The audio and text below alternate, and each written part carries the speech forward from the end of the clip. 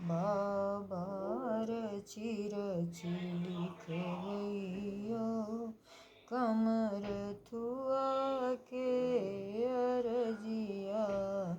बाबा रची रची लिखवैयो कथी के अहाँ कलम बना एब कथी जल रोशनाई।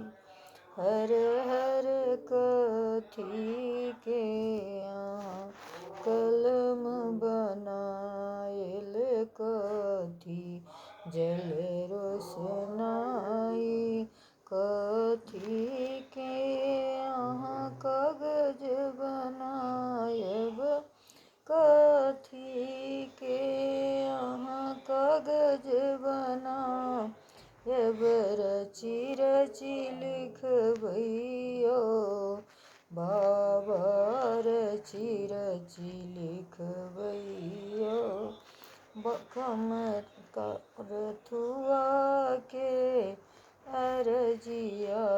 बाबा रची रची लिखवैयो।